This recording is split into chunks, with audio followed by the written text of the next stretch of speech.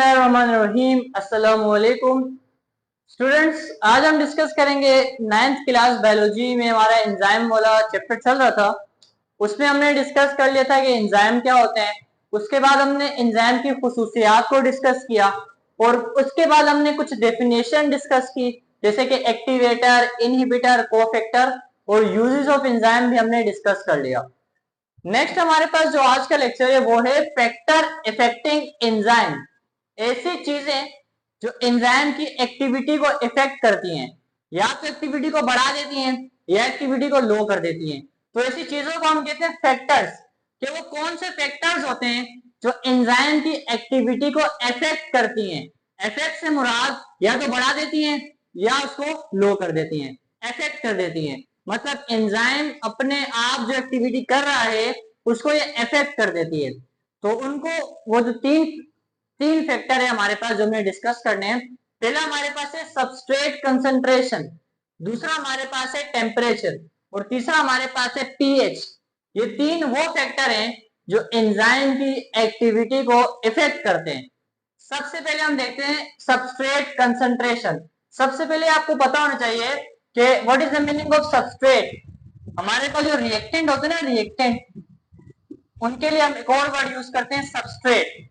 आपको पता है कोई भी रिएक्शन होता है तो उसमें पहले रिएक्टेंट होते हैं, फिर उनका रिएक्शन होने के बाद वो प्रोडक्ट बन जाते हैं। एग्जांपल यहाँ पर लो, ये एंजाइम है, ये इसके रिएक्टेंट है, ये यहाँ पर आके लगेंगे, रिएक्शन होगा, प्रोडक्ट बन जाएंगे। तो रिएक्टेंट को हम क्या कहते हैं? सबस्ट्रेट। क्या कहते हैं? Substrate. The reactant of enzyme is called substrate. तो सबस्ट्रेट की कंसंट्रेशन, इसका मतलब होता है अमाउंट, कि सबस्ट्रेट की अमाउंट ज्यादा है या कम है। तो सबस्ट्रेट की अमाउंट जो है वो एंजाइम की एक्टिविटी को किस तरह से इफेक्ट करती है। सबसे पहले हम क्या देखें कि अगर हम किसी एंजाइम के लिए सबस्ट्रेट को बढ़ाएं, अगर हम किसी एंजाइम की सबस्ट्रेट को बढ़ाएं तो उसकी एक्टिविटी क्या हो जाती है? इंक्रीज हो जाती है, लेकिन लिमिट तक। किसी एंजाइम की सबस्ट्रेट को बढ़ाएं, उसके रिएक्टेंट को बढ़ाएं, उसकी एक्टिविटी बढ़ जाती है लेकिन लिमिट तक। यहां देखो, फर्स्ट करो, ये मेरे पास सबस्ट्रेट है 4, एंजाइम 1 है। अब इस एंजाइम ने 4 सबस्ट्रेट आगे लगेंगी, इनको इसने प्रोडक्ट बनाना है। एक एंजाइम ने इन 4 को बनाना है। अब मैं क्या करूंगा? मैं 2 और बढ़ा दूंगा। अब मैंने क्या किया? सबस्ट्रेट को क्या कर दिया? इंक्रीज कर दिया। सबस्ट्रेट जैसे इंक्रीज होगा, एंजाइम थोड़ा एक्टिविटी को फास्ट कर देगा, तेज तेज काम करने लग जाएगा, क्योंकि एंजाइम के पास 2 रिएक्टेंट बढ़ गए। लेकिन अगर मैं लिमिट से ज्यादा बढ़ा दूं, रिएक्टेंट में बहुत ज्यादा कर दूं, और एंजाइम बेचारा अकेला ही है, एंजाइम अकेला है, रिएक्टेंट बहुत ज्यादा बढ़ा दिए, अब एंजाइम क्या करेगा? वो परेशान हो जाएगा कि अब मैं क्या करूं। तब एंजाइम क्या करता है? एक्टिविटी को लो कर देता है। क्यों लो कर देता है? जितना उसके हद में था उसने अपने आप को पहले फास्ट किया, लेकिन जब रिएक्टेंट बहुत ज्यादा हो गए, अब इन सबको तो अकेले में हैंडल नहीं कर सकता, तो तब एंजाइम क्या कर देता है? अपनी एक्टिविटी को डिक्रीज कर देता है। तो 3 चीजें याद रखना, सबस्ट्रेट को बढ़ाएं, एक्टिविटी बढ़ जाती है, लेकिन एक लिमिट तक। लिमिट अगर ज्यादा बढ़ जाए तो फिर एक्टिविटी क्या होने लग जाती है? डिक्रीज होने लग जाती है। तो सबस्ट्रेट की कंसंट्रेशन पहला वो फैक्टर है जो एंजाइम की एक्टिविटी को इफेक्ट कर रहा है। किस तरह से इफेक्ट कर रहा है? बढ़ाएंगे तो बढ़ जाएगी, ज्यादा बढ़ाएंगे तो फिर लो हो जाएगी। नेक्स्ट हमारे पास है टेम्परेचर। टेम्परेचर ये भी एक फैक्टर है। ये किस तरह से इफेक्ट करता है? अगर हम एंजाइम के माहौल का टेम्परेचर बढ़ाएं तो एंजाइम की एक्टिविटी क्या हो जाएगी? बढ़ जाएगी।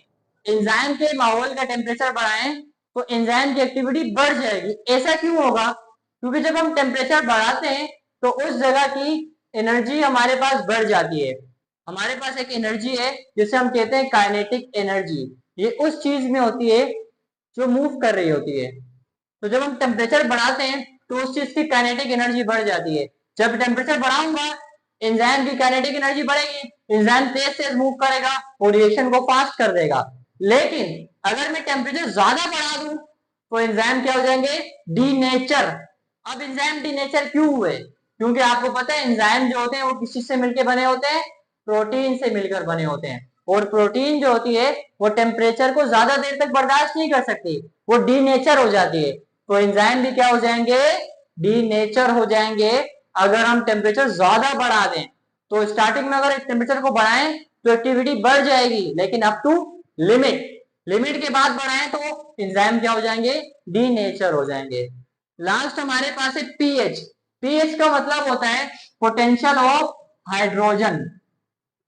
जहां पर हाइड्रोजन ज्यादा होंगे वो वाली पीएच एसिडिक हो जाएगी, और जहां पर हाइड्रोजन कम होंगे वो वाली पीएच बेसिक हो जाएगी। तो पीएच भी फैक्टर है जो एंजाइम की एक्टिविटी को इफेक्ट करता है। हमारी बॉडी में बहुत सारे एंजाइम हैं और हर एंजाइम की अपनी एक स्पेसिफिक पीएच होती है कि फर्स्ट करो एक एंजाइम एसिडिक पीएच में काम करता है तो वो एसिडिक में ही करेगा, एक एंजाइम बेसिक पीएच में काम करता है तो वो बेसिक में ही करेगा। तो एंजाइम जो होते हैं वो पीएच के स्पेसिफिक होते हैं, अपनी पीएच में ही काम करते हैं। एंजाइम क्या करते हैं, अपनी पीएच में काम करते हैं। जैसे हमारे स्टमक में होता है पेप्सिन, और हमारे स्टमक का माहौल क्या होता है, एसिडिक। तो पेप्सिन जो है वो एसिडिक माहौल में काम करेगा, बेसिक माहौल में काम करना छोड़ देगा। नेक्स्ट हमारे पास है ट्रिप्सिन, ये करता है बेसिक में काम, बेसिक में काम करेगा, माहौल एसिडिक हुआ ये काम करना छोड़ देगा।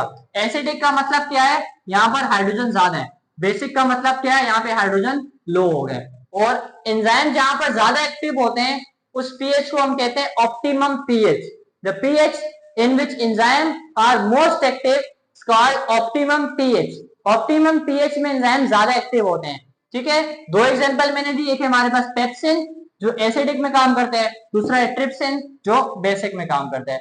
अगर हम किसी एंजाइम की एक्सट्रीम पीएच को चेंज कर दें, एक्सट्रीम पीएच को चेंज करें, जो कि एंजाइम जो है वो प्रोटीन नेचर होते हैं, तो इस वजह से वो भी क्या हो जाएंगे, डी नेचर हो जाएंगे। अगर हम थोड़ी सी पीएच चेंज करें तो डी नेचर नहीं होते, वो बाद में अपने आप को फिर से एक्टिव कर देते हैं, लेकिन ज्यादा चेंज कर दें तो दोबारा वो एक्टिव नहीं कर सकते, डी नेचर हो जाते हैं। तो एंजाइम जो होते हैं प्रोटीन नेचर होते हैं, तो टेम्परेचर के भी सेंसिटिव होते हैं, पीएच के भी सेंसिटिव होते हैं। तो स्टूडेंट्स आज हमने क्या डिस्कस किया, आज हमने डिस्कस किया फैक्टर इफेक्टिंग एंजाइम एक्टिविटी। ये कौन से फैक्टर हैं जो एंजाइम की एक्टिविटी को इफेक्ट करते हैं। तीन फैक्टर हैं, substrate concentration, temperature and pH. Substrate reactant को कहते हैं, अगर किसी एंजाइम के रिएक्टेंट को बढ़ाएं तो एंजाइम की एक्टिविटी बढ़ जाएगी लेकिन लिमिट तक। अगर मैं रिएक्टेंट बहुत ज्यादा बढ़ा दूं तो एंजाइम अकेला क्या करेगा बेचारा, तो वो काम करना छोड़ देता है। टेम्परेचर को अगर मैं बढ़ाऊं तो एंजाइम की एक्टिविटी बढ़ जाती है लेकिन लिमिट तक, क्योंकि एंजाइम प्रोटीन नेचर के होते हैं और टेम्परेचर बढ़ाने से प्रोटीन डीनेचर भी हो जाती है। तो ज्यादा टेम्परेचर बढ़ाऊंगा एंजाइम टूट जाएगा, डीनेचर हो जाएगा। लास्ट है हमारे पास पीएच।